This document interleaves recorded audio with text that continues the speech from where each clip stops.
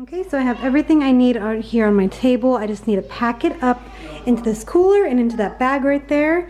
Wish me luck. I got everything in here actually with some room. So whatever we need to put in here on our way back, I'll just put like dirty laundry or whatever because we're gonna try to go through most of this food.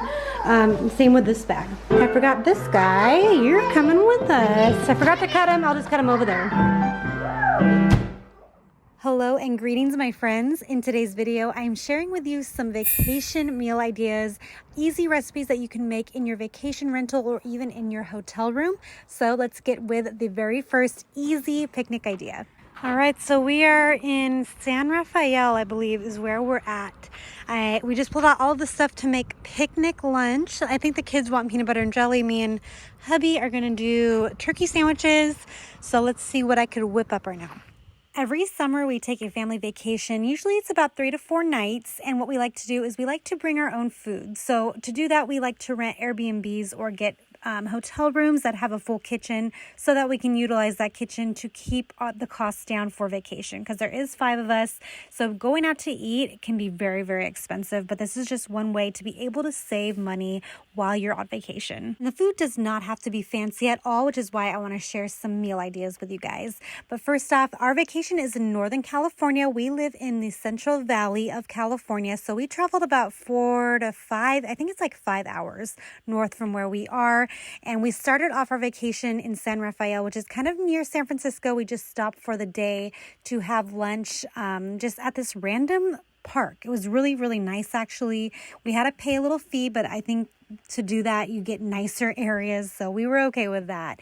But also, one thing with picnicking like this, you don't have to research any restaurants, which is great. You have the food with you, you just bust it out, make some sandwiches, and you're good to go. So our next stop was to our Airbnb, which was absolutely fantastic, but a nightmare to get to because we were up kind of like in the Redwood area. So I'm going to give you guys a little tour of our Airbnb that we rented.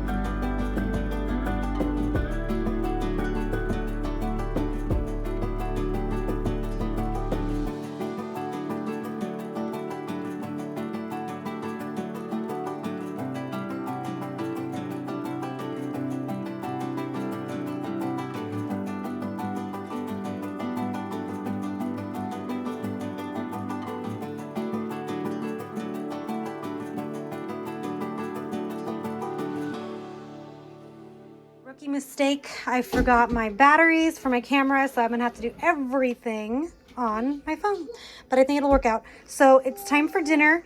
I made these enchiladas and this is the easiest thing to do. It's just creamy. It's just like a creamy chicken enchilada.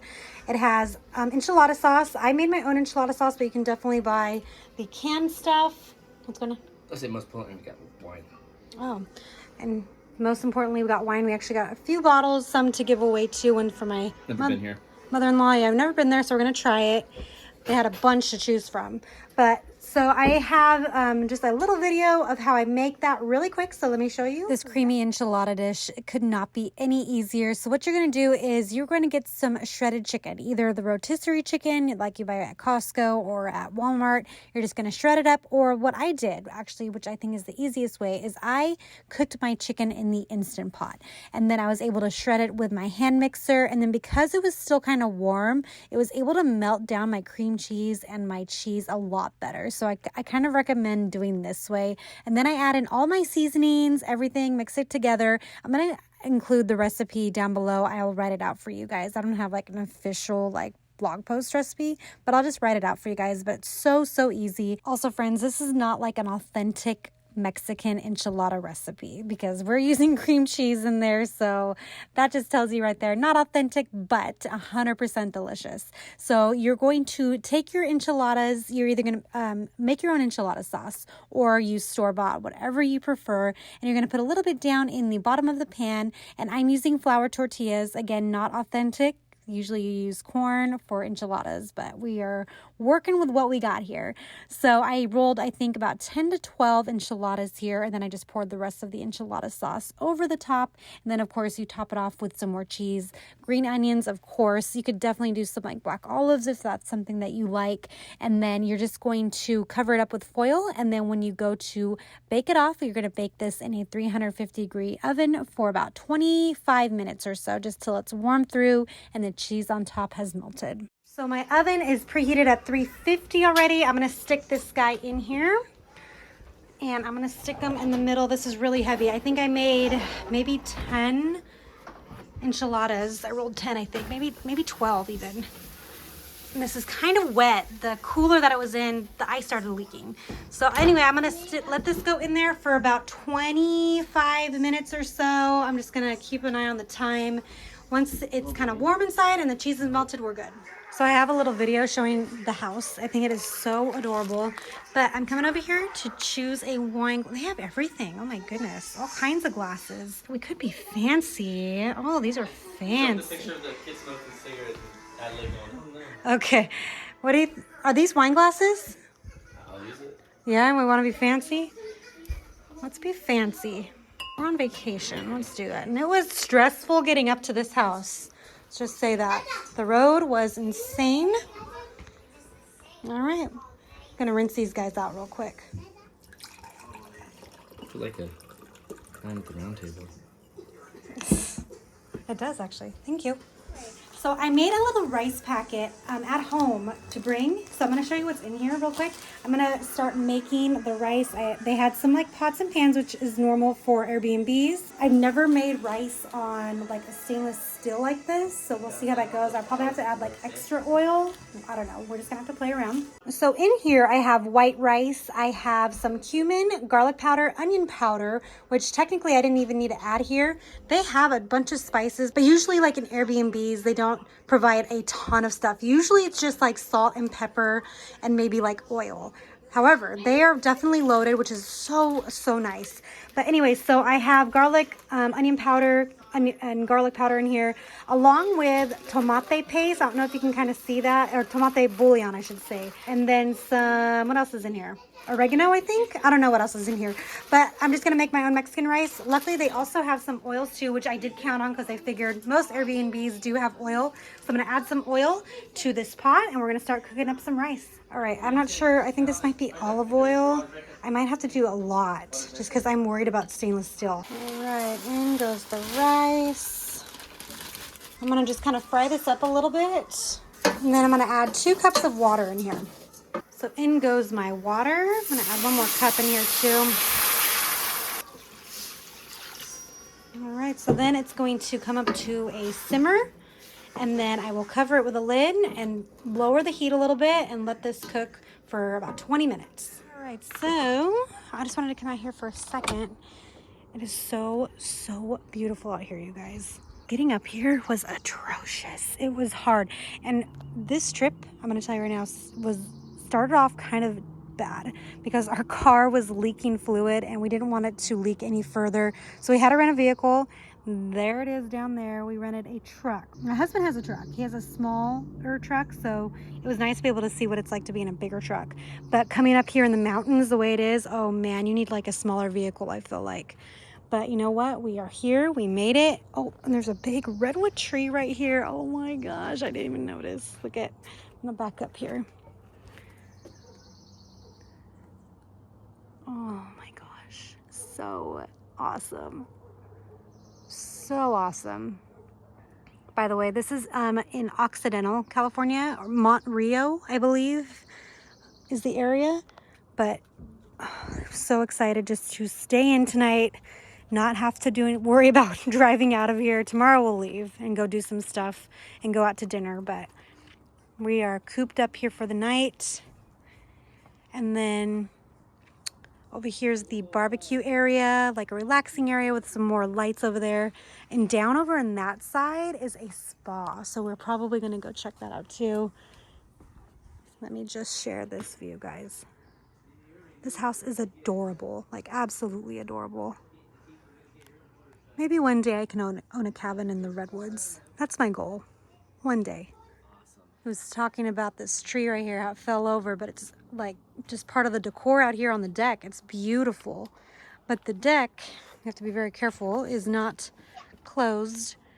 Leads down a hill, down to where our car is, and then there's a trolley that brings our luggage up because there's a lot of stairs to this place. Very steep too, so we have to keep an eye on this one. I forgot to tell you all what the name of this place is called. It is called the Crow's Nest, which is a good reason for why we're staying here. Look at this.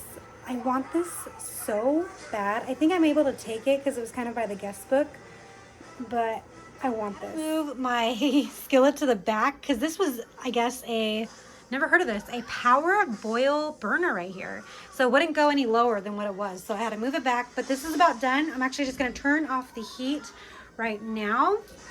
And I'm gonna let this sit here for just a few minutes, just to let it cool down a little bit, but it's pretty much ready. Dinner is all ready to go. I'm just letting this cool off for a second, and then I'm gonna plate it, and I just kind of fluffed up the rice, but everything's ready. With our enchiladas and our rice, I am pairing it with some salsa and chips, and I also decided to add some broccoli because our plates were looking a little drab, so I needed some green. So this was our dinner for the very first night.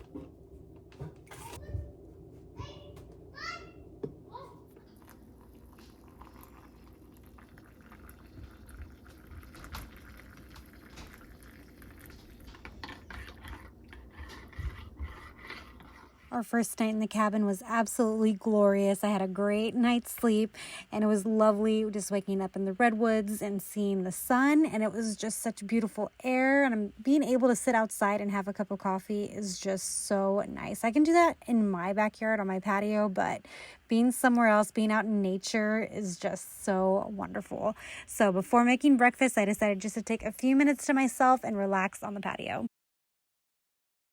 And for today's breakfast, I am actually making some butter croissant French toast. Now, this might sound tedious, but guys, I promise it is not. Also, the croissants are going to double as sandwiches for later, which you will see. But using croissant bread as French toast is seriously the best thing ever because you have all those flaky layers in the croissant and it just soaks up that batter. Oh my gosh, it is so delicious.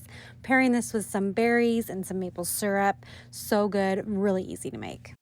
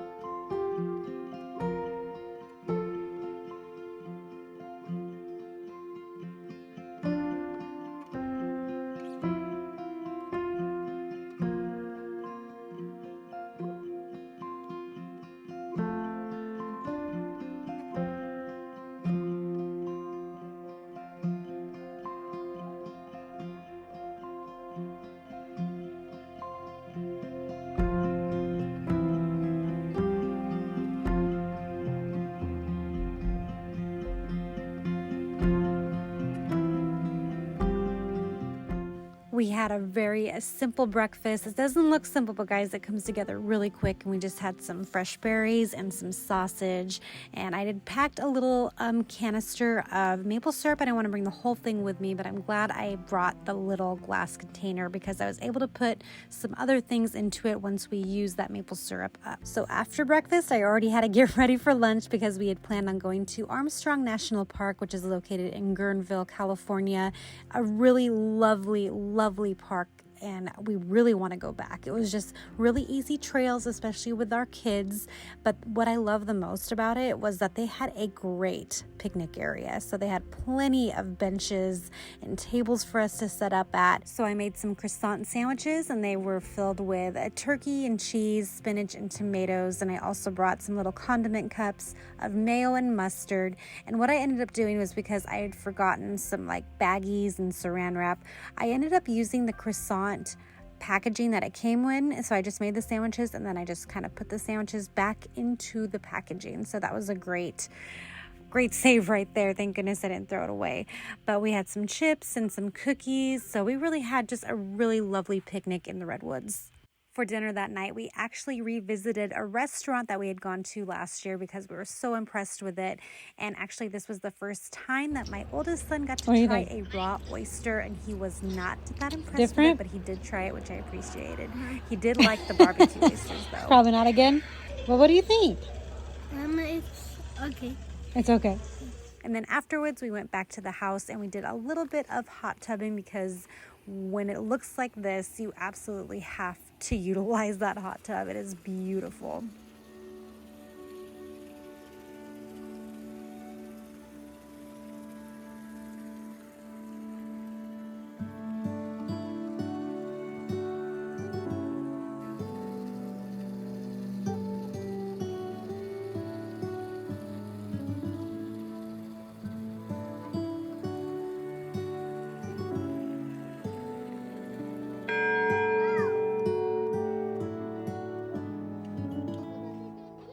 The next morning, we woke up. I made a really quick breakfast. It's just eggs and toast. But we checked out of our Airbnb. We had to go to a new place because it wasn't available for the whole time, unfortunately. But this gave us the opportunity to be able to explore the area. So we went and visited Fort Ross, which is kind of like an historic landmark. It was established by a Russian-American company in 1812 as a trading outpost where they would use this as a base for fur trading. So it was really cool just to see that. But in this area too, they had a lot of picnics tables set up, which is great. It's awesome that a lot more places are encouraging families and friends to be able to just visit and eat outdoors. It's just so nice. So again, we had another picnic outside, which is what I prefer for sure than a restaurant.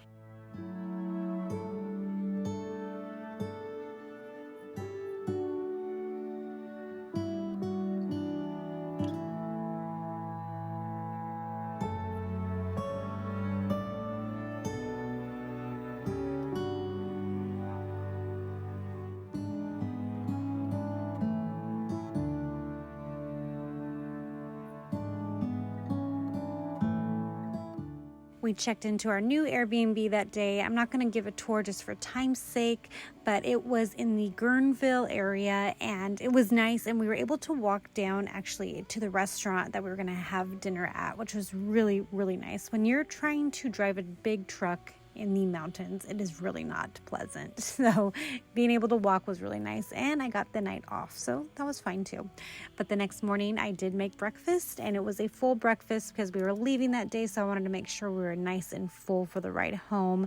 So this morning I was making some roasted potatoes, some eggs, and then I wanted to heat up some blueberry muffins. So in my last video, it was a cook with me video, I shared with you guys how I made my really yummy Starbucks blueberry muffins. So good.